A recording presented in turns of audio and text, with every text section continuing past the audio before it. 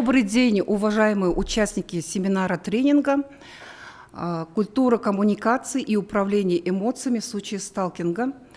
Сегодня в этом семинаре-тренинге участвуют представители от организации образования, неправительственных организаций, представители от правовых структур, а также обучающиеся в высших учебных заведениях и общеобразовательных школ Республики Казахстан. Целью данного тренинга является формирование навыков безопасной коммуникации и управления знаниями в ситуациях сталкинга. Ну и первая задача. Мы сегодня должны ознакомиться с понятием сталкинг, выявить основные признаки и особенности различных видов сталкинга.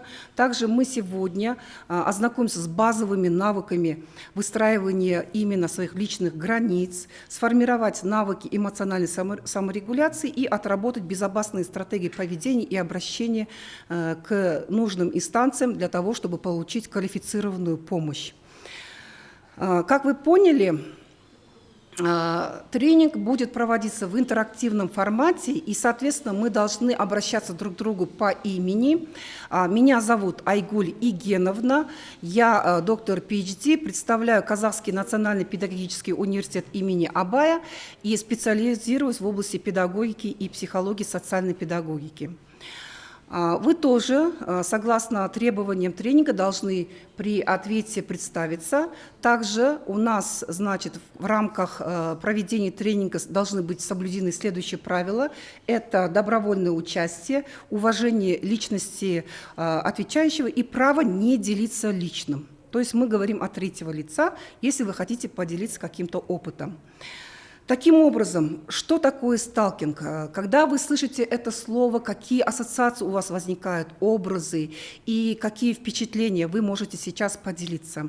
Прошу к микрофону подойти и представиться.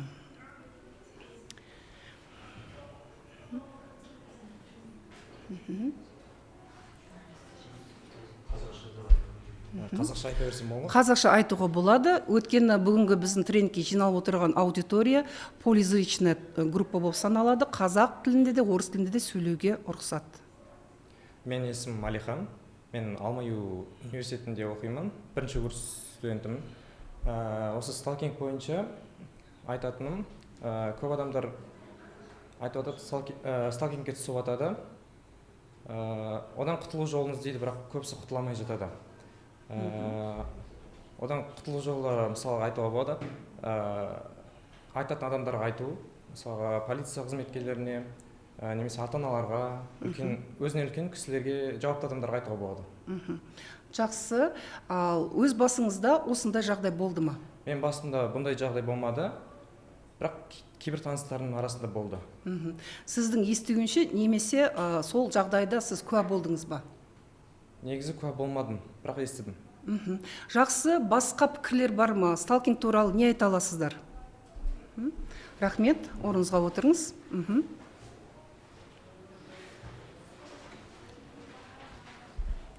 Саламатсыздар ма? Менің аты жөнім Көмекова Сандуғаш Оралханқызы. Мен Абай атындағы ұлттық педагогикалық университетінің докторантымын. Жалпы сталкинг дегеніміз қазір қоғамда кең өріс алып кеткен жағдай. Бұл адамның өзінің құқығынан тыс қорлау десек болады, қудалау десек болады, ізіне түсіп аңду десек болады. Сталкингқа қатысты. Қазір көп жағдайда сталкинг құрбандары бұл әйел азаматтары және сталкинг жасаушылар бұл ер азаматтар. Бұл енді статистикалық деректерге қазір қоғамда көрсетіліп жатқан соған қатысты. Өз тәжірибеңізде осы жағдайға ұрынған немесе осы жағдайда болған кісілер туралы білесіз бе? Өз тәжірибемде кездескен жоқ, бірақ қоғамда шығып жатқан жағдайларға сол қоғамда болып жатқан жағдайларды қандай ақпараттар арқылы сіздер біліп отырсыздар? Көп жағдайда қазір фейсбуктарда жарияланып жатады, тікелей эфирде көп осы сталкингқа байланысты сталкингтің құрбандары туралы ақпараттар көптеп беріліп жатыр ақпараттық желілерде. Соның қорғану жолдары да қосымша ұсынылып жатыр. Жақсы, рахмет сізге. Ендігі біздің жұмысымыз осы мәселені талдау барысында қандай заңды аспектілер қарастырылады. Мы сейчас рассмотрим юридические аспекты регулирования данного явления в условиях общества Республики Казахстан. Пожалуйста, включите видео.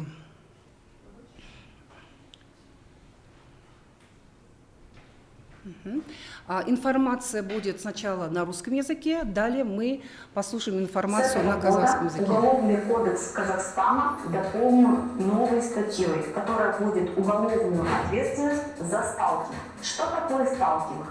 Это незаконное и навязчивое преследование человека, выражающееся в слежке, нежелательных контактах или попытках вмешаться в личную жизнь вопреки воле самого человека. Речь не о насилии, а о систематических действиях, которые вызывают у жертвы страх, тревогу и чувство опасности. Примеры. Постоянные звонки и сообщения, появление у дома или на работе, скрытая слежка, сбор личной информации, давление и посягательство на личное пространство. Какое за это наказание? Штраф до 200 МРП, либо исправительные или общественные работы, либо арест до 50 суток. Если вы столкнулись с таким поведением, не терпите, обратитесь в полицию, теперь закон на вашей стороне. Спасибо. И теперь давайте просмотрим видео на казахском языке. Қылмыстық кодексіне 115-ші бап енгізілді. Бұл бап адамды заңсыз қудалау, сталкинг үшін қылмыстық жауаптылықты көздейді. Сталкинг адамның еркіне қарсы жүйелі түрде байланысқа шығу, аңду, қорқыту, жеке өмірде қол сұғу сияқты әрекеттер. Мұндай қудалау адамның қауіпсіздігіне нақты қауіп төндіреді. Заң бойынша сталкинг үшін 200 айлық есептік көрсеткішке дейін айыппұл, 200 сағатқа дейін қоғамдық жұмыстар, түзеу жұмыстары немесе елу тәулікке дейін қамауға алу қарастырылған. Егер сіз немесе жақындарыңыз қудалауға тап болса, үнсіз қалмаңыз, дереу 102 нөміріне хабарласыңыз немесе полиция бөлімшесіне жүгініңіз.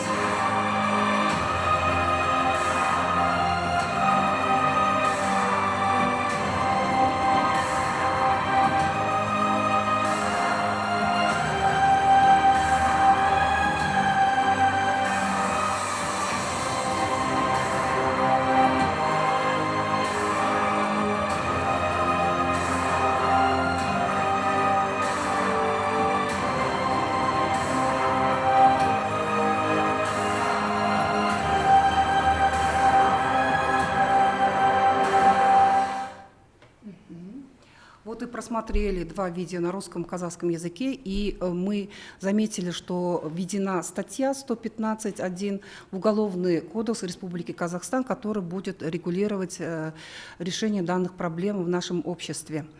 Давайте теперь обратимся к научному обоснованию. Данное понятие в лингвистике рассматривается как ходить особым образом, осмотрительно и крадучись. А в научный оборот данный термин впервые в 1921 году внедрил французский психиатр, доктор медицинских наук Гаэтан Гасьян де Клерамбо. В юридический оборот данный термин вошел в США в 90-е годы, когда начали разрабатывать первые законы о преследовании, так как эта проблема очень для данного общества остро стояла. Преследование в основном осуществлялось за известными людьми, допустим, это представителями масс-медиа, значит, кинокомпаний и так далее. Мы сейчас должны разграничить два вида сталкинга. Это, значит, киберсталкинг и традиционный офлайн сталкинг. Мы сейчас разберем с вами признаки киберсталкинга. Вы сейчас видите основные признаки. Это навязчивое наблюдение в социальных сетях. Что туда входит? Это частые, значит, просмотры профиля, истории, лайки старых, значит, аккаунтов.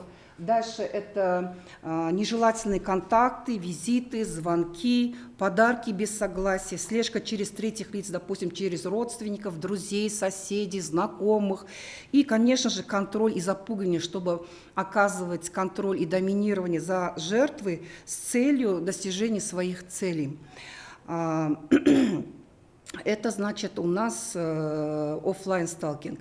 Теперь мы должны посмотреть отрывок из французского кинофильма «Киберсталкинг», где мы явно все эти признаки увидим в реальной ситуации жизни главного героя. Пожалуйста. Я ищу начальный вектор. Дверь, которая откроет доступ в сознание жертвы. У Алекса есть девушка, Марго. Но его слабость – серфинг. Чтобы взломать комп, мало написать вредоносный код. Надо по-настоящему проникнуть в голову жертвы. Бесплатный серфинг для первых 50 записавшихся. Устоит ли он перед соблазном?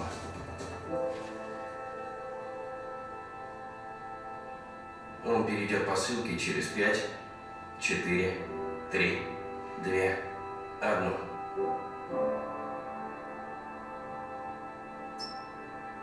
Да, за 4 секунды я узнал его пароль. Люди, как этот карандаш, вращаются по кругу. Однажды, придумав пароль, используют его везде. С заглавной или маленькой, с датой рождения или без. Хакера зовут его Паттерном. И так я смогу его взломать.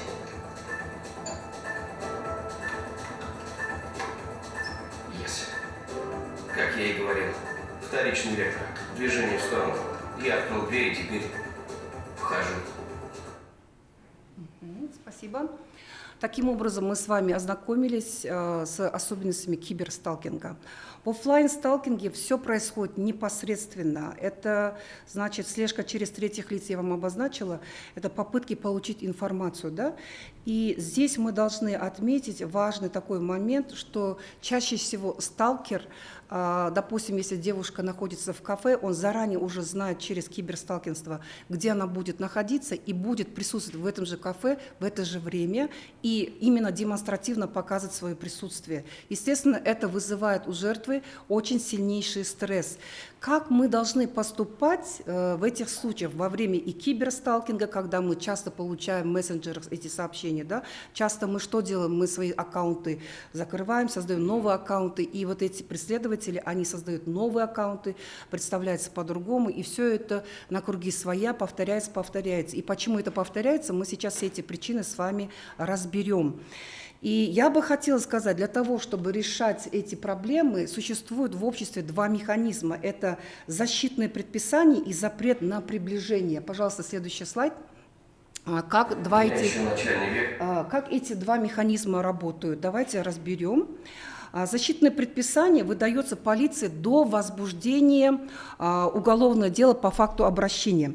Действует сразу в течение 10-30 суток, и нарушение этого предписания ведет к тому, что обвинитель, либо этот сталкер, он несет административную ответственность. Вы знаете, что ввели, значит, 200 МРП, это около 800 тысяч тенге, он должен будет оплатить данный штраф, либо отработать там 200 суток там каких-то общественных работ.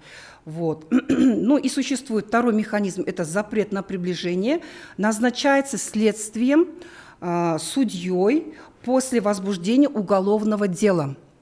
Обвиняемому запрещает звонить жертве, преследовать, встречаться, назначать встречу и вообще подходить к, значит, жертве.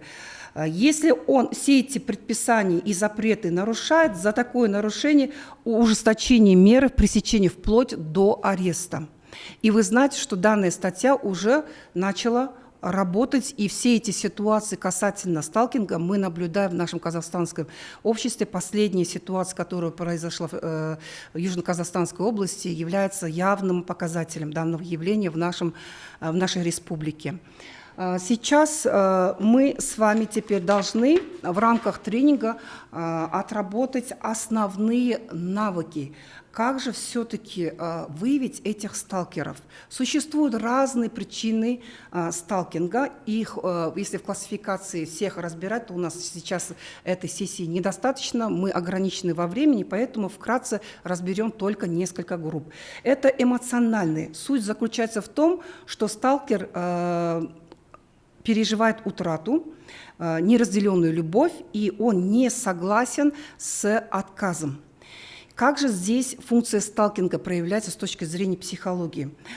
Сохранение связи. Он будет, чтобы сохранить свою целостность, своей личности, будет стараться эти связи что делать? Восстановить. То есть отказ он не принимает. Вторые причины – это нарциссические.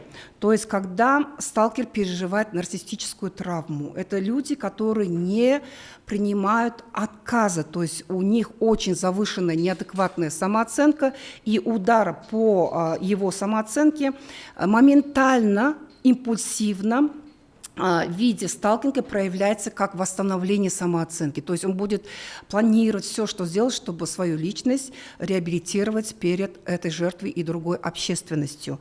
И следующая, значит, причина – это контроль. Контроль, или же, как вам бы объяснить, то есть ради контроля. То есть есть такие люди, которые боятся неопределенности. И чтобы у него не было тревоги, что он где-то что-то попадет в просак, у него внутри вырабатывается такой триггер, что он постоянно должен доминировать над кем-то, и контроль осуществляется ради контроля. То есть он успокаивается, когда за кем-то контролирует.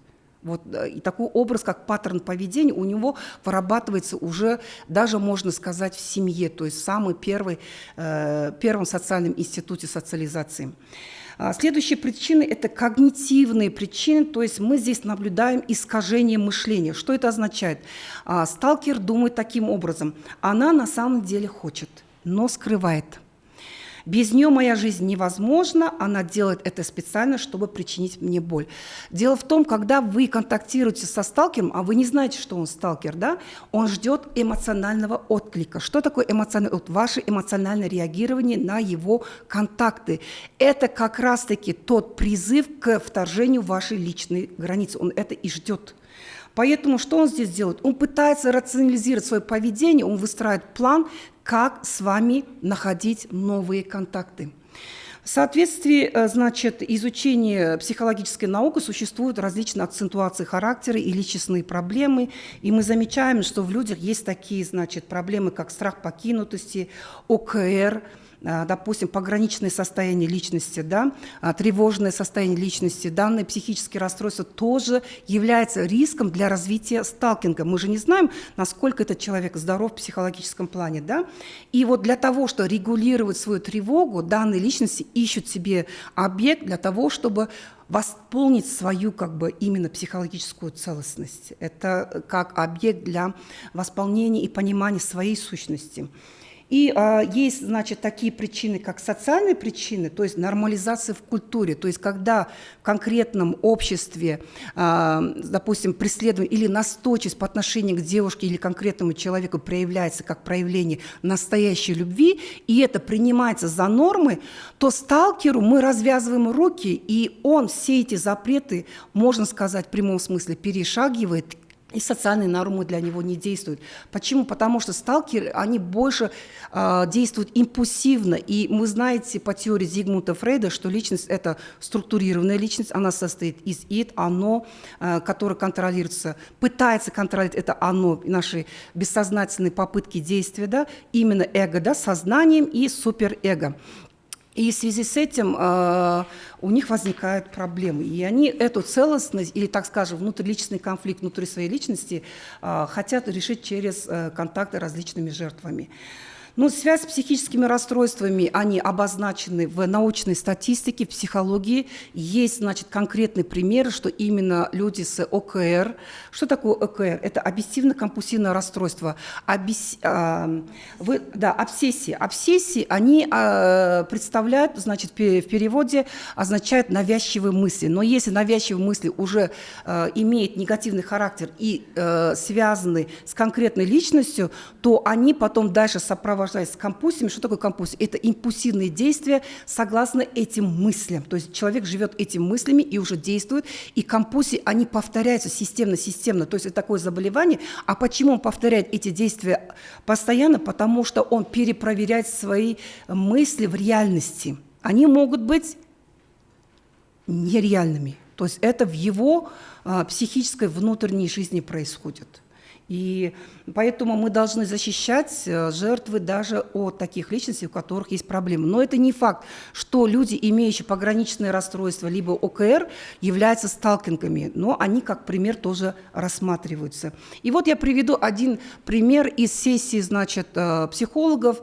Они работают, значит, с своим клиентом, бывшим сталкером, который признается, что в излечении именно, значит, прямое влияние оказала жертва, которая посоветовала ему обратиться к психотерапевту.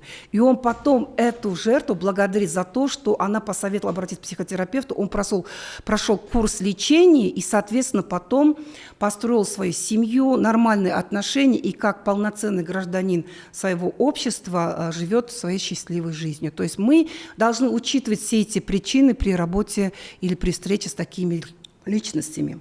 Таким образом, сталкинг, связанный с содержимостью, это не про слишком сильную или, так скажем, да, обоюдную любовь.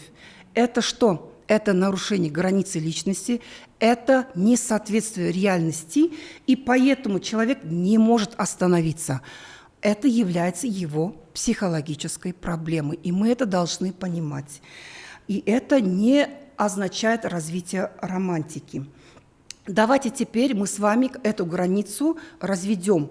Как вы думаете, где проходит граница между вниманием здоровым, да, и навязчивостью нездоровой уже? Приведите примеры. И, пожалуйста, выходим. Мария, пожалуйста. Угу.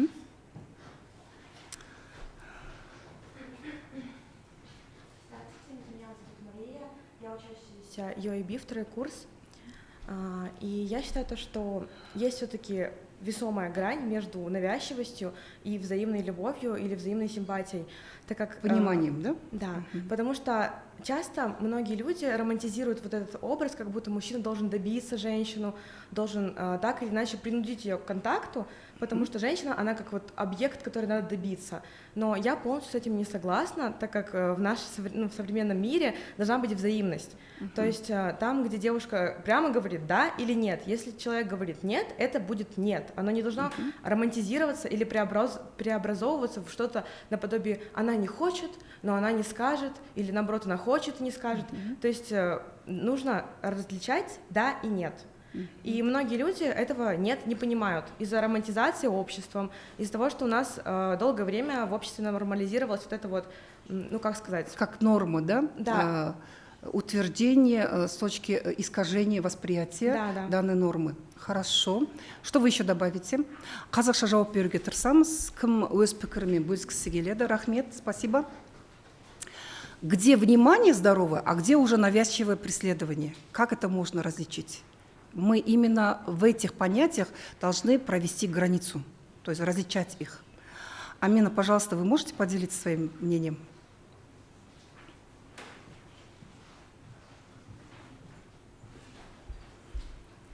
Здравствуйте, меня зовут Амина, я студентка 3-го курса КАЗМПУ имени Абая. И для меня, я согласна с Мари, основой является именно нарушение личных границ. То есть при здоровом внимании и отношениях человек учитывает твое решение, да, нет, твои личные границы, а при сталкинге человеку, грубо говоря, наплевать на это. Вот. Ну, если вы понимаете таким образом, то, думаю, в вашем случае, в вашей жизни не было таких проблем. Да, радости не было. Хорошо, то есть вы еще как бы не имели такой опыт, и я желаю, чтобы не было такого опыта. Спасибо за ответ. Теперь давайте проведем небольшое упражнение практического характера. Мы уже получили информацию, мы уже обозначили разные важные категории в данной проблеме. И теперь давайте, насколько вы усвоили данную информацию, проверим в конкретном упражнении. Я сейчас проведу упражнение «Где граница?». То есть буду вам зачитывать различные ситуации, взятые из жизни. Вы должны что делать? Определить, в какой ситуации проявляется здоровое внимание, а в какой ситуации уже проявляется навязчивость. Для этого мы для вас приготовили красные флажки. Если вы в ситуации наблюдаете навязчивость, поднимайте красный флажок. Если вы в ситуации наблюдаете здоровое внимание, вы поднимаете, соответственно, зеленый флажок. Итак, мы готовы? Давайте поработаем. Первая ситуация. Друг звонит, чтобы уточнить, как дела после того, как человек сам сказал, что устал. Так, хорошо. А в большинстве мы подняли зеленый флажок. Почему вы думаете, что это связано с навязчивостью? Ну, мне кажется, что иногда люди могут неправильно понимать описание усталости и думать, что им нужна поддержка. Но не каждый человек хочет поддержку, и, возможно, он бы хотел бы быть наедине, и такого духа, может быть, у человека тревожность, и он начнет названивать, и наоборот не даст отдохнуть.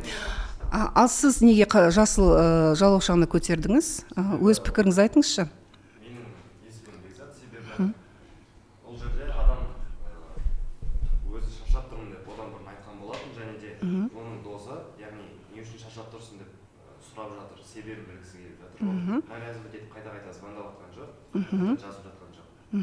Сіз жауапты дұрыс таптыңыз. Бұл адамның жағдайын білу үшін жасалған әрекет.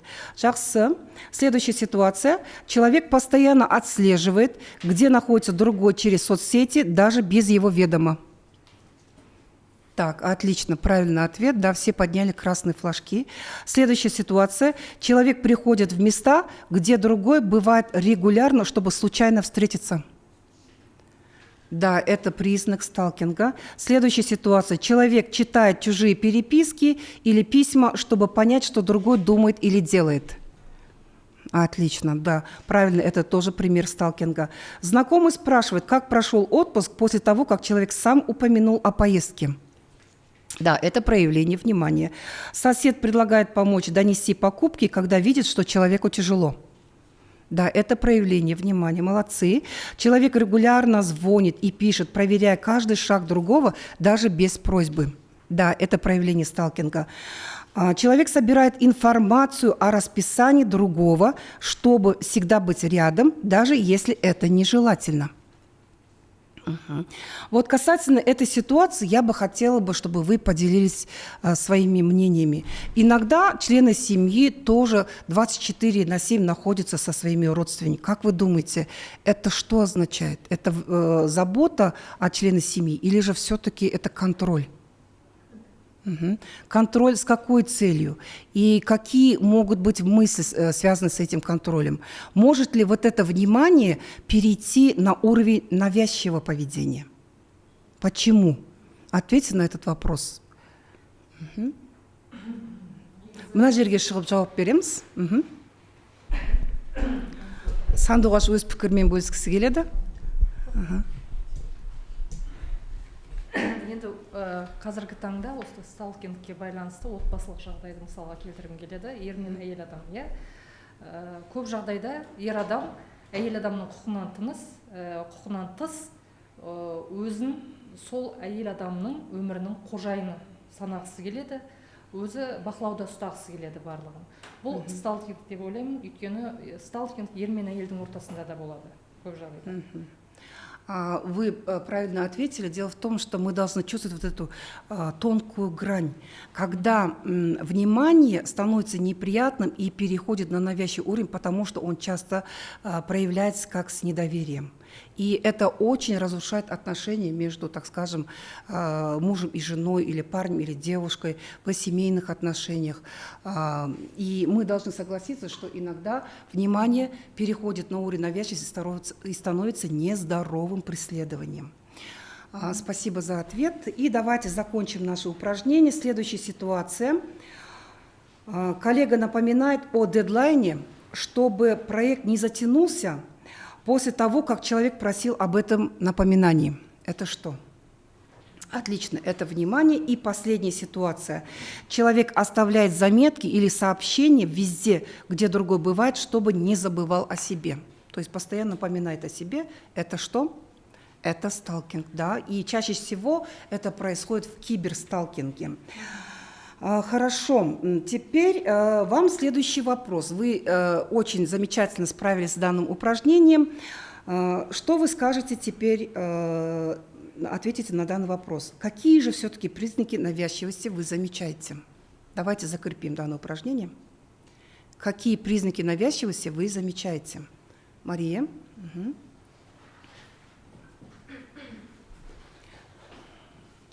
Ну, я считаю, что есть очень много признаков. Это нежелательные звонки, нежелательные сообщения, когда ты уже выстроил границу и объяснил, что нет, не нужно мне звонить. Преследование или же, например, отслеживание через соцсети, как было в киберпримере. Вот так. Хорошо. И мы как раз переходим уже к другой части нашего тренинга. Мы должны теперь эти личные границы через ассертивные сообщения выстраивать. Что такое ассертивные сообщения? Пожалуйста, садитесь. Это когда мы отвечаем сталкеру, преследователю без оправданий, без агрессии, с сохранением своего состояния эмоционального, и при этом мы ему говорим «нет». Давайте попробуем все-таки научиться формулировать такие сообщения, то есть давать правильный ответ, который не провоцирует сталкера на новые контакты. У вас на столе, значит, представлены раздаточные материалы, иначе они называются чек-листами, где даны несколько ситуаций и примерные ответы. Но вы должны дать альтернативные ответы, которые посчитаете правильным в этом случае. То есть ассертивные сообщения не содержат оправданий, не содержат агрессии, содержат ясный отказ, и вы ставите границу. Хорошо? Итак, первая ситуация. Вы можете записывать, если это вам удобно, можете сразу же отвечать на ваше усмотрение. Человек присылает много сообщений и ожидает быстрого ответа. Это проявление навязчивости в виде сообщений, и здесь может быть такой ответ: «Я сейчас занята, отвечу позже». А что вы предложите со своей стороны? Что вы скажете? Не деп жауап берер едіңіз? Мына жерге шығамыз, микрофонға.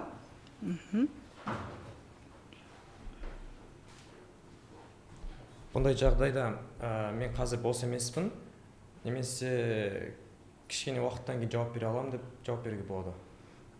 Жақсы. Тағы да басқа мүмкіндіктер бар ма жауап беруге? Қосатындарыңыз бар ма? Мынадай жауаптарды беруге болады. Я занята, напишу, когда освобожусь, отвечу позже, спасибо за терпение. Бұл жердегі ең басты стратегия уақыт.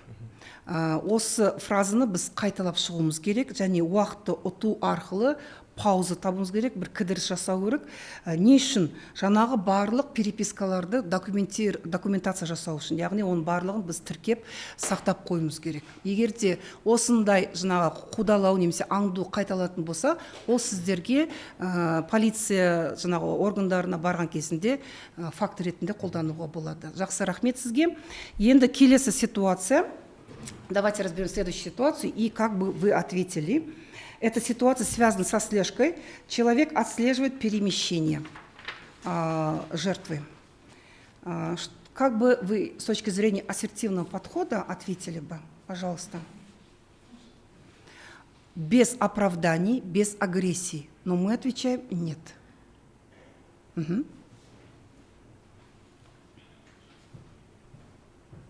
Сәлеметсіздер, менің есімім Бекзат, мен Алматы менеджмент студентімін, университетінің студентімін. Және де бұл жағдайда біз ренжімесең менің артымнан қарайлауды қоя аласың ба деп сұрауымызға болады. Және де сен менің жеке границама қатты өтіп бара жатсың деп айтуға да болады. Енді бұл жерде нақты аңду болғандықтан слежка, біз міндетті түрде қандай әрекет жасауымыз керек? Сіз айттыңыз, ол сіздің айтқан сөзіңізге көнбеді. Сіз не істейсіз? Қауіпсіздік органдарына жауапты органдарға біз не істеуіміз керек? Хабар беруіміз керек. Жақсы, рахмет, отырамыз. Енді келесі ситуация. Человек продолжает действие после слова «нет». Вы сказали уже «нет». При этом вы не проявили эмоции, вы четко поставили свои личные границы. Это игнорирование отказа. В данном случае может оказаться и даже нарцисс, да, который не принимает отказы. Но нужно так ответить, чтобы этот отказ на него подействовал. Кто предложит свой вариант сообщения? Пожалуйста. Қазақшада, орысшада айтуға болады. Сәлеметсіздер, мен есімім Ағдәулет, Алматы менеджмент университетінің студентімін. Бұл сұраққа менің артымнан қайталамауын және қайталамауын, мен шешімімді қайта шешуін сұрауға болады. Сұрауға болады, иә? Ол кезде сіз эмоцияңызды көрсетпейсіз, ол кісіге анық айтасыз, иә? Шешімім өзгермейді. Иә, егер де қайталанған жағдайда сіз не істейсіз, қандай әрекет қолдану керек? Қайталанған жағдайда Сіз студентсіз, осы университетте оқисыз, сіз не істейсіз? қауіпсіздік органдарына звондаймын. Одан бұрын кімге осы ақпаратты айтуға болады? Одан бұрын достарыма немесе Енді біздің жастар бірден достарымен бөліседі өзінің басында болған психологиялық жағдайды өткергенде. Ал енді одан да басқа адамдар бар ғой. Одан басқа ата-анама. Ата-анаға, содан кейін Немесе сіз осы университетте оқисыз.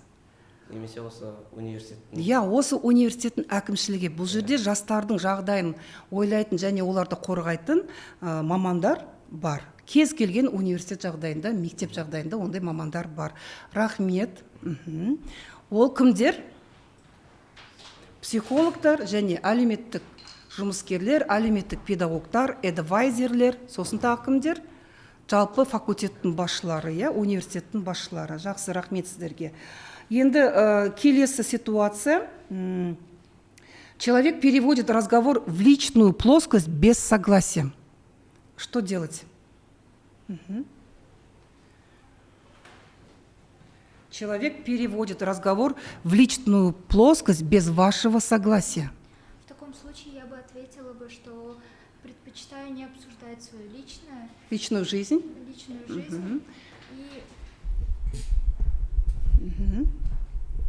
И у вас есть право. И у меня есть право не делиться. Именно, да, не делиться личным, то есть на личную жизнь. Так, но если ваши права нарушаются, что вы бы делаете? В крайнем случае я могу обратиться к ответственным лицам. В частности? В частности, в полицию, родителям, преподавателям, те, кто несут за меня ответственность. Замечательный ответ, спасибо. И последняя ситуация, давайте отработаем данную ситуацию. Человек приближается слишком близко, то есть там не только, значит, нарушаются личные границы в плане психологического аспекта, но и в физическом плане, даже в ваше пространство, в него, значит, вторгается, ваше именно физическое пространство вторгается. Что вы скажете?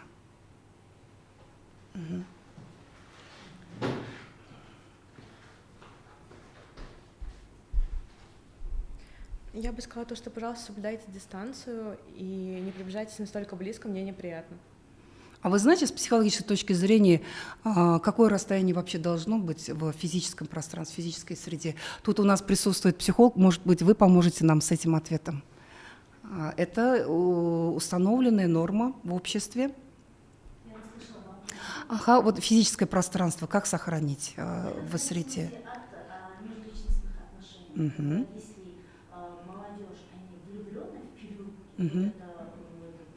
Букетного романа, да, так скажем. Романтических отношений, это у нас максимально сужается, снижается. А вообще менее.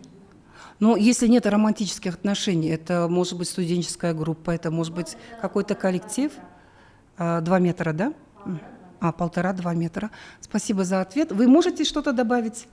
Ага. Ну, мне лично было бы неприятно, я просто попросила не прям на 2 метра отойти, мне показалось бы, что это грубо, но, по крайней мере, хотя бы на метр, потому что есть какая-то все-таки личная зона. Спасибо за ответ. Уровень вытянутой руки – это твоя зона. А вот этот уровень до локтя – это личная зона. Если вот в этой траектории, это в радиусе, если сближается человек, считается, что он уже нарушает ваши личностное пространство. Границы. Отлично. Эти, значит, нормы не придуманы, они установлены в обществе как культурный аспект и психологический аспект, поэтому и эти нормы мы должны соблюдать. Спасибо за ответы. Мы очень хорошо проработали данное упражнение. Таким образом, давайте мы зафиксируем вывод. Мы должны четко фиксировать границу. Вы с этим согласны? Ага. Без оправданий и агрессии, вежливо, без грубости, без резкости проговаривать свои ответы и дать ему понять, что вы сделали отказ, сказали нет. Но как вы понимаете, когда такие, значит, нарушения личных границ происходят очень часто, человек находится в стрессовом состоянии. Сможет ли он адекватно сформулировать моментально вот это ассертивное сообщение без оправданий и агрессии? Как вы думаете? Но мы все знаем из курса психологии, что такое стресс. Кто что понимает и может ответить как может ответить на этот вопрос? Какие эмоции чаще всего возникают в ситуациях сталкинга? Пожалуйста.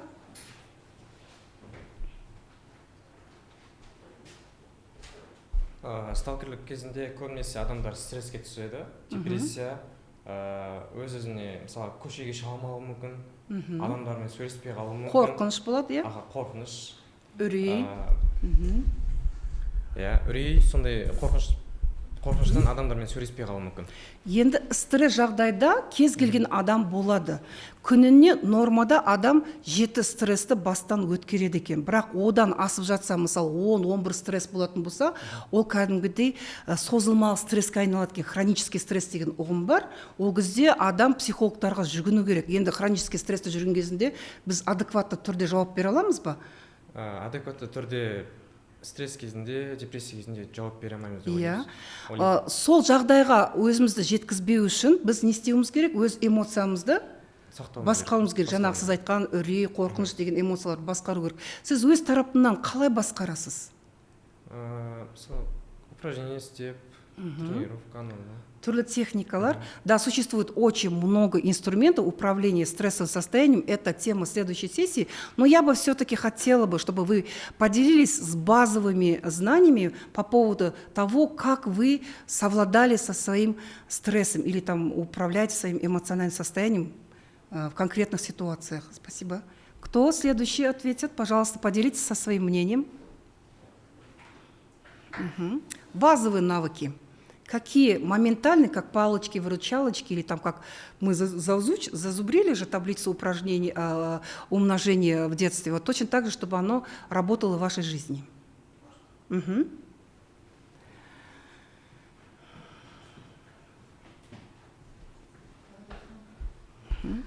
Давайте поделимся своим мнением. Обычно, когда я переживаю, я стараюсь дышать очень глубоко, закрываю глаза и концентрируюсь именно на себе, на своих эмоциях и ощущениях. Вот, и через время становится спокойнее. Для чего вы это делаете? Чтобы отвлечься от стрессовой ситуации. То есть от самой ситуации, которая выступает как триггер и вызывает изменения в вашем теле, да, физическое напряжение, то есть физический стресс. Почему нам нужно минимизировать физический стресс, то есть снять напряжение в теле? С каким биологическим аспектом это связано? Какой кортизол во время стресса выделяется очень много. Он у нас всегда присутствует, но когда его у нас становится больше, мы паникуем. Еще паническая атака возникает. Постоянное тревожное состояние. Еще что? Какие симптомы? Вот у вас как это проявляется? Кто-то, например, начинает быстро ходить и не может собраться с мыслями. Кто-то?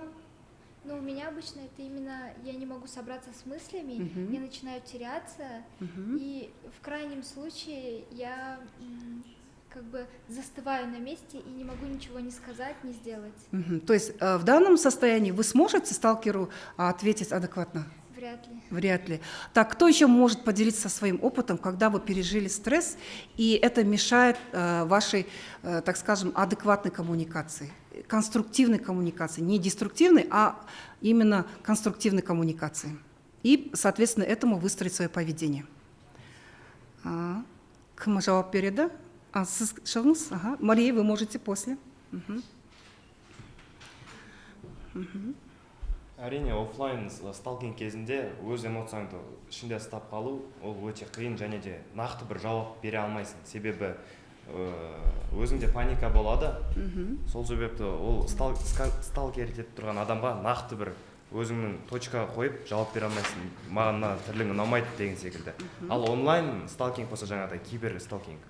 Ол кезде сәл ответ бермей сообщениесіне күтіп, өз ойыңды жинақтап, толықтай. Пауза аламыз, иә? Кішіне кідіріс жасаймыз.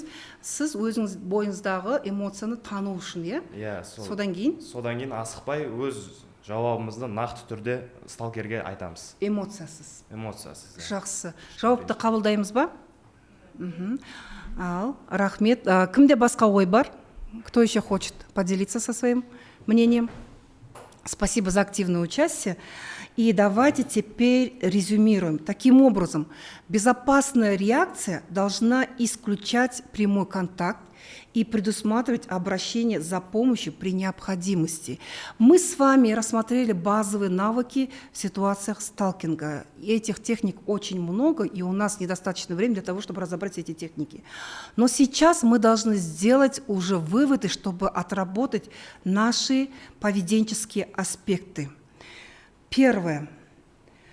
Что значит фиксировать факты? Как вы это понимаете? Мы это сегодня на тренинге все это проговорили. Давайте теперь закрепим. Что значит фиксировать факты? Что для этого нужно нам делать? Не жасауымыз керек. Фактілерді нақты жинақтап жүру үшін. Менің есімім Жансерік, мен осы Алматы университетінде оқимын. Яғни бізде онлайн сталкинг болған кезде, мысалы, ол әлеуметтік желі арқылы, түрлі мессенджерлер арқылы жүзеге асады. Біз оны скрин жасау арқылы, оны өзімізге сақтау арқылы барлығын өзімізге қалдыра аламыз. Сол арқылы заң мекемелеріне жүгіне аламыз. Осы арқылы фиксировать ете аламыз. Жақсы. Енді, что значит ограничивать контакт, как вы думаете? Мысалы, әлеуметтік желіде адамдар бізге қоймай жазып жататын болса, біз оны бұғаттап тастай аламыз. Содан кейін? Және ол егер қайта түрлі аккаунттар ашып, мазаны алып жатса, заң өкілдері бар. Бізде Қазақстан Республикасының кодексінде заңдар нақты көрсетілген, жазылған, сол бойынша заң өкілдері өздері жұмыс жасайды. Бағанағы екі механизмді атап шығайықшы, біз талдаған. Біздің Қазақстан Республикасының 150-ші бап және 150-де 1-ші бап бойынша. Яғни олар біз заң өкілдеріне жүгінсек, олар өздері ары қарай барлығын шешіп алады. Жақсы, рахмет. Енді келесі сұраққа жауап беріңіздер.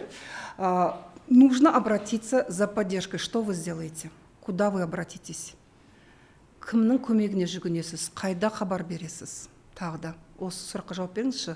Полициядан басқа, отбасыңыздан басқа. Жақсы.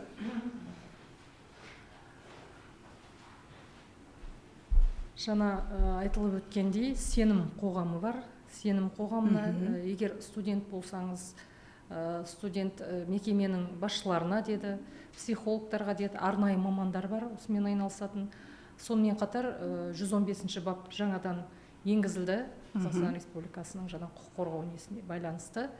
Сол баптың негізінде өзіңіз жинақтаған, өзіңізге қатысты, сізге қауіп тудырған жаңа фактілерді жинақтай отырып, оған үстінен шағым жаза аласыз өзіңізді қорғау мақсатында. Өйткені мүлдем тоқтату, жоқ деп айту үшін, мүлдем тоқтату үшін сол мақсатта қолдануға болады. То есть мы воспользуемся двумя механизмами. Это защитные предписания, это до возбуждения уголовного дела, либо запрет на приближение, это уже после возбуждения уголовного дела, когда уже обвиняемый будет нести уголовную ответственность, да, вплоть до заключения и нужной инстанции. Спасибо за ответ.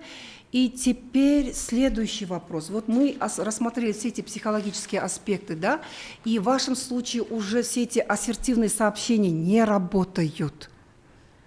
Да? Что мы должны делать? Для этого я сейчас подготовил для вас памятку. Первое, не отвечайте. Все, уже не отвечайте. Любой ответ воспринимается сталкером как контакт. Сохраняйте доказательства, скрины, записи, документы, ведите хронологию. Прямо вплоть до того, с указанием дат сообщений. Обращайтесь в полицию, заявление по статье 115.1 УК РК, чем раньше, тем лучше. Запрет на приближение, то есть вы ходатайствуетесь перед следственным судьей, и защитное предписание полиция может выдать сразу, особенно если сталкер ваш бывший супруг либо родственник.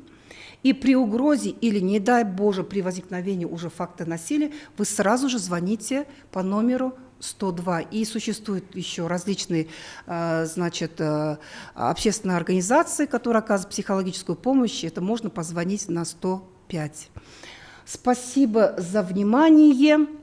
Вы сегодня очень замечательно поработали, и в данном тренинге даже участвуют представители от региональных организаций образования. Если у них будут какие-то вопросы, пожалуйста, озвучьте свои вопросы. Если у вас есть какие-то вопросы, тоже можете задать свои вопросы. Вот уже в чате пишут. Столкнулся с киберсталкингом, вот там фейки, как собрать доказательства. В данном случае вы работаете со специалистами, которые могут все эти материалы, это у нас, значит, люди IT-сферы, которые вам помогут решить этот вопрос. И далее, смотрите, что именно делать? Так, сейчас откроется, да. Давайте теперь сделаем так, вот таким образом. Делать, если полиция не воспринимает сталкинг всерьез и говорит, когда что-то случится, тогда приходите. Мы только что озвучили 2 механизма. Не доведя до уже конкретного факта насилия, существует, значит, предписание, по которому нужно этого человека уже заключить на, значит, общественные отработки, это 200 суток, да, и это здесь работает штраф на 200 МРП. Это первый как раз-таки механизмы, которые могут остановить человека. Но если у человека уже какое-то расстройство, то есть он уже нездоров, у него есть психологические проблемы, конечно, все эти механизмы не работают, тогда, естественно, подключаются уже такие специалисты, как психиатры, психологи, психотерапевты вместе с полицейскими, и там, если уже нет факта психологического заболевания, а человека предписание уже не останавливают, там уже после возбуждения уголовного действия, если человек опять-таки делает нарушение, начинает вас заново преследовать, да, то уже мы можем его что сделать? Изолировать от общества. И данные механизмы должны в любом цивилизованном обществе работать. Вот. И давайте подведем теперь итог нашего тренинга. Да, вот тут, оказывается, еще поступило сообщение. Неліктен кейбір жәбірленушілер полицияға жүгінуге қорқады немесе ұялады. Әрине, бұл деген үлкен мәселе. Біздің әсіресе қазақтың қыздары үшін өткен ұят деген біздегі ішкі фобия және осы табуға қатысты ұлттық тәрбиеге жаңағы негізделген кейбір жағдайлар бар. Бірақ адамның өміріне қауіп төніп тұрған кезінде біз бағанағы айтылған барлық механизмдерді қолдануға кәдімгідей дайындалып баруымыз керек. Өйткені бұл жерде әрине сіз ұяласыз, әрине сізге бұл бір үлкен психологиялық травманы әкеліп жаңағыдай бір ішкі сіздің жаңағы күйіңізді өзгертеді, бірақ өмір бірінші болғандықтан, сіздер білесіздер, біздің Қазақстанның ең басты заңында ең бірінші құндылық ол адамның өмірі делінген, сондықтан да өз өміріңізді сақтап қалу үшін сіздер керекті жаңағы мамандарға өздеріңіз хабарды берулеріңіз керек. Келесі, в нашей школе есть девочки, которые пишут обидные слова в группе. Также от тех, кто жалуется учителю, начинают булить, как с этим справиться. Да, конечно же, данная проблема.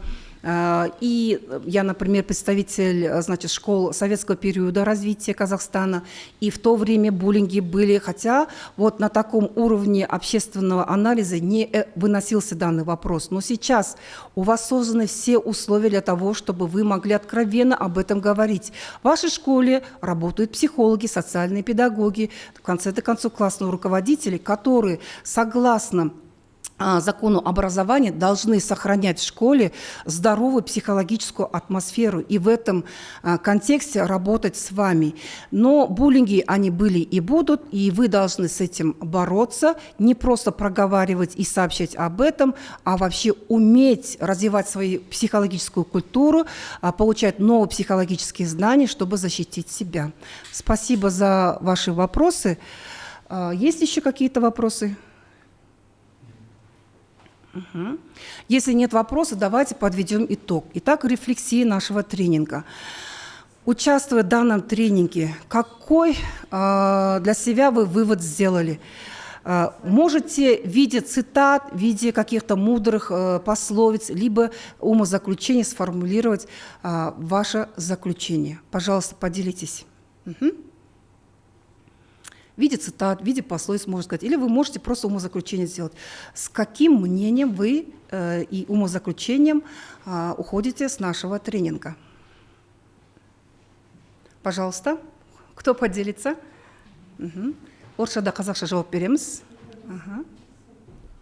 Осы тренингтің соңында мен өзім бұдан бұрын сталкинг деген затты білетінмін. Бірақ оның осыншалықты обширный екенін білмедім, және де оған жеке бап қарастырылған білмедім. Ендігіде мені біреу сталкерить еткен жағдай болатын болса, мен біріншіден факт жинаймын ол туралы. Жаңаға әлеуметтік желіден болса скриндап, видеоға түсіріп дегендей. Содан кейін өзіне бірінші ескертіп айтамын, маған бұл жағдайың ұнамайды деген секілді. Оның көңіліне тиек етпес үшін. Содан кейін ол жағдайда да қоймай бара жатса, бірінші очередь психологқа барамыз. Психологқа барып айтамыз. Если ол да көмектеспей баратса, қатты шегіне кетіп қалса, уже заң өкілдеріне барып заявление толтыра аламыз. Жақсы. Тағы да кім өз пікірін айтқысы келеді? Қандай қорытынды, түйінді ойларыңыз бар? Рахмет сізге. Кто еще хочет поделиться своим умозаключением в результате данного тренинга? Мария, пожалуйста. Вы какой вывод для себя сделали? На самом деле тренинг просто закрепил дополнительно мои познания и мой личный опыт в этой сфере, в психологии. То, что да, нужно уметь говорить «нет» напрямую, потому что когда человек дает какую-то поблажку сталкеру или тому, кто навязывается, он наоборот дает еще больше пищу для ума этому человеку, что а вдруг все-таки да. Да. То есть он воспринимает это как факт для нового вторжения в личные границы, да? Ага, хорошо, спасибо. Что вы узнали из этого тренинга? Пожалуйста.